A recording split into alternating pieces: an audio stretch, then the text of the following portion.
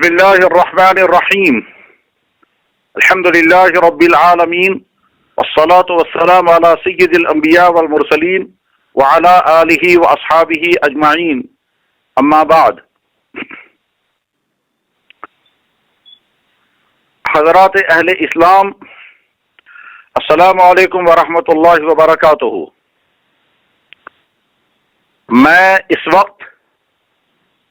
اپنے کشمیر کے چند ان ایمان والے بھائیوں سے خطاب کرنا چاہتا ہوں جن کو اللہ نے مالی اعتبار سے بہت زیادہ وسعت عطا کی ہے اور وہ انڈسٹری کے ساتھ وابستہ ہے. چیزیں بنانا اور بنا کر کے انسانوں تک پہنچانا یہ انڈسٹری کہلاتی ہے. ہماری وادی کشمیر میں جو چند منتخب اور اہم شخصیات بلکہ اہم خاندان انڈسٹری کے ساتھ وابستہ ہیں، میں خاص طور پر انہی حضرات کو اور ان کے توسط سے دوسرے ان بھائیوں کو جن کو اللہ نے مالی وسعت عطا کی ہے اور وہ مال کسی اچھی جگہ انویسٹ بھی کرنا چاہتے ہیں، ان کو بھی اس ضمن میں خطاب کرنا چاہتا ہوں. حضرات، یہاں کشمیر میں پچھلے کچھ عرصے سے باہر سے آنے والے چکن جو بہرحال مشکوک ہیں اور وہ یہاں استعمال ہوتے رہے ہیں سال ہر سال سے، وہی چکن یہاں کے ہوٹلوں میں، یہاں کی شادیوں میں، یہاں کے دوسرے فنکشنوں میں اور بہت سارا اس میں سے گھروں میں بھی استعمال ہوتا رہا ہے. ان کے بارے میں یہ کہنا کہ وہ یقینی طور پر حلال ہیں یہ بھی مشکل ہے، اور حرام ہونے کا فیصلہ کرنا یہ تبھی ممکن ہے جب باقاعدہ مشاہدہ ہو. اس لیے حلال اور حرام کا فیصلہ کیے بغیر یہ بات طے ہے کہ باہر سے آنے والا تمام تر وہ چکن جو پیک ہو کر کے آتا ہے، چاہے ان پر حلال سرٹیفکیٹ بھی چٹ لگا ہوا ہو، بہرحال وہ شک کے دائرے میں ہے. اس صورتحال میں ایک اہم ترین تجویز جو بڑی درجمندی کے ساتھ یہاں کے آپ جیسے حضرات کی خدمت میں پیش کرنے کی جرات ہو رہی ہے. اللہ نے آپ کو انڈسٹری کے ساتھ جوڑا ہے. ہمارے بہت سارے بھائی مثلا سیمنٹ بنانے کا کام کر رہے ہیں، دودھ سپلائی کرنے کا کام کر رہے ہیں، بسکٹ بنانے کا کام کرتے ہیں، دوائیوں کا کام بھی کرتے ہیں. غرض ہے کہ مختلف انڈسٹریوں کے ساتھ وابستہ حضرات ہیں. انڈسٹری کھڑا کرنا اور اس کو پھر چلانا، اس کا تجربہ آپ حضرات کو ہے. اب میں جو تجویز پیش کرنا چاہتا ہوں اس میں ہو سکتا ہے کچھ کمیاں ہوں، اس لیے کہ ہم انڈسٹری کے شعبے سے وابستہ نہیں ہیں، نہ اس کے ایکسپرٹ ہیں، لیکن تجویز کی حد تک پیش کرنے کی ہمت ہو رہی ہے. آپ غور و توجہ کے ساتھ سنیں. اگر یہاں کا کوئی انڈسٹری چلانے والا شخص یا چند افراد مل کر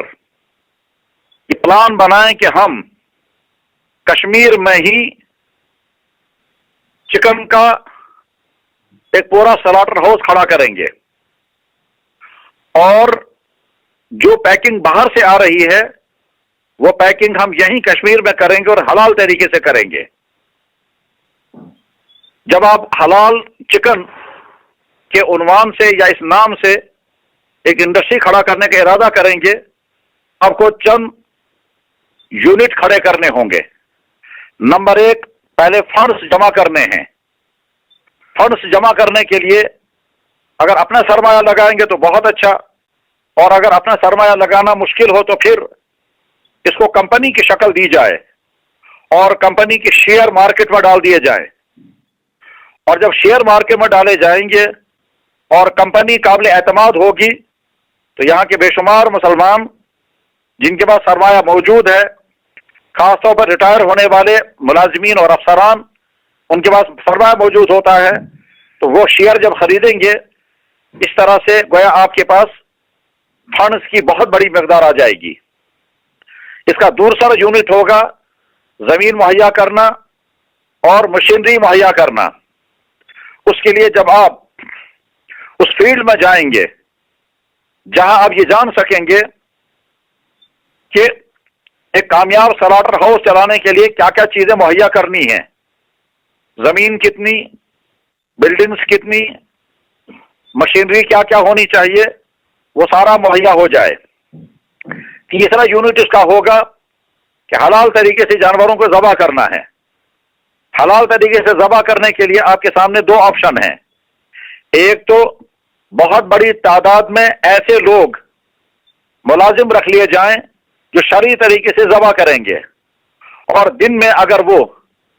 50، 100، 500 مرغے ایک ایک آدمی ذبح کرے گا، ایک تو ان کو روزگار ملے گا اور دوسرے ذبح جو ہے وہ حلال طریقے سے ہوگا۔ اس طرح سے آگے یہاں کے لوگوں کو، مسلمانوں کو حلال چیز ملے گی۔ اور اگر وہ انسانوں کے ذریعے سے نہیں بلکہ مشین کے ذریعے سے ذبح کرانا چاہیں گے تو اس کے لیے عالمی سطح پر جو قابل اعتماد سلاٹر ہاؤس ہیں، اور وہاں دیکھا جائے کہ وہاں مشینوں کے ذبیحہ کس طرح ہوتا ہے، نیت کیسے پڑھی جاتی ہے، جانور کیسے وہاں مہیا کیے جاتے ہیں، اس میں شرعی ضوابط کو سامنے رکھ کر کے پھر وہ سلاٹر ہاؤس اور مشینی ذبح کا انتظام کیا جائے۔ جب یہ مرحلہ بھی پورا ہوگا تو اس کے بعد تیسرا یونٹ ہوگا ان حلال شدہ جانوروں کو، ان کو فریز کرنا، ان کی کٹائی کرنا، ان کے پیسز کرنا، اور اس کے بعد پھر ان کو فریز کرنے کے لیے کولڈ سٹور بنانے، اور اس کے بعد پھر پیکنگ ہوگی، ٹانگوں کی پیکنگ لیگز کی الگ ہوگی،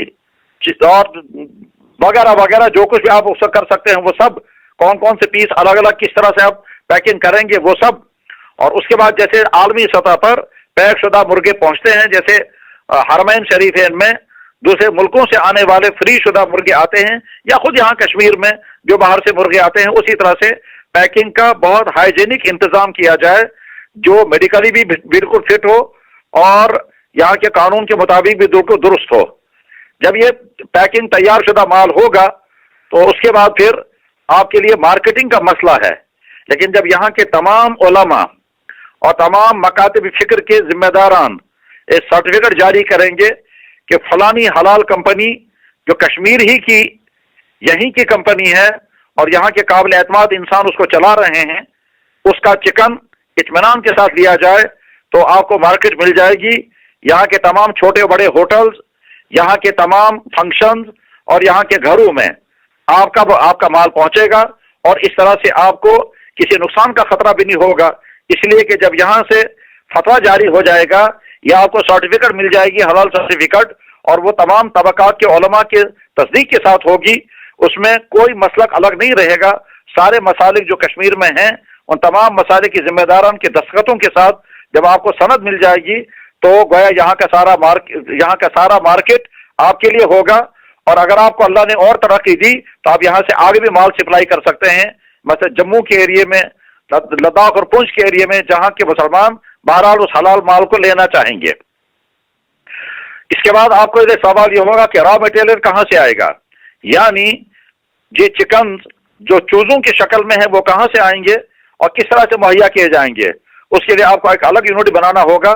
جو یونٹ اسی پر فوکس کرے گا کہ چوزے کیسے مہیا کیے جائیں، ان کی گروتھ کیسے کی جائے، اور ان کے لیے فیڈز کیا کیا لائے جائیں، اور کس طرح سے ان کے لیے وہ سارے انتظامات کیے جائیں۔ غرض یہ کہ جب آپ فنڈز ریز کریں گے وہ، اور اس کے بعد جب انڈسٹری کھڑی کریں گے وہ، اور اس کے بعد پھر جب مارکیٹنگ کا مسئلہ آئے گا تو وہ، یہ سارے مسائل اگر کور ہو جائیں گے تو اس کے نتیجے میں انشاءاللہ ایک طرف سے جہاں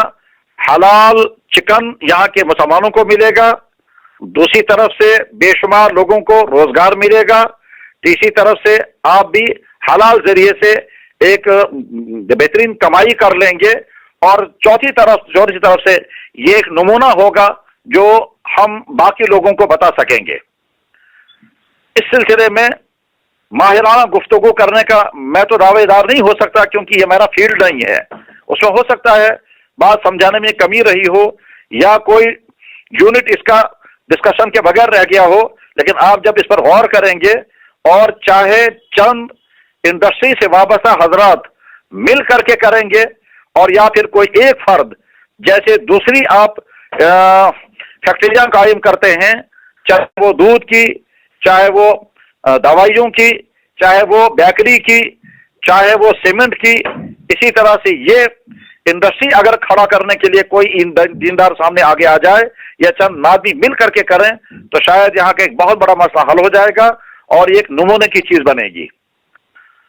मैं अपनी बात इस सिलसिले में जो कहना चाह रहा था मैं अर्ज कर चुका। अल्लाह करे इस आवाज को सदा व सहरा बनने के बजाय ये यहाँ के लोगों के लिए अपील की चीज बन जाए और इसका मुस्बत रिजल्ट सामने आ जाए। और जिस दर्दमंदी के साथ ये बात अर्ज करने की जसारत की गई है, अल्लाह करे यहाँ के दिलों की आवाज बन जाए और कुछ हजरात इसके लिए आमादा हो जाएं और जो रुकावटें उसमें आ सकती हों वो रुकावटें अल्लाह दूर फरमाए। मैं अल्लाह की बारगाह में दस्त बदुआ हूं कि यहाँ के दीगर उलमा भी इस सिलसिले में तायीद फरमाएं, तरगीब दें और साथ में यहाँ जिन हजरात को अल्लाह ताला शाह ने माली वसअत अता फरमाई है उनका ज़हन मुतवज्जे हो जाए, इनके जज्बात बेदार हो जाएं और वह हमदर्दाना तौर पर इस तजवीज़ पर गौर करें। इसके नतीजे में इंशाअल्लाह जैसा कि अर्ज किया गया उनको माली तौर पर अब बेहतरीन जगह इन्वेस्ट करने का मौका मिलेगा। उम्मत को हलाल माल मुहैया करने के लिए आपको एक बेहतरीन गोल्डन चांस मिलेगा और यहाँ के बेशुमार लोगों को रोजगार मिलेगा।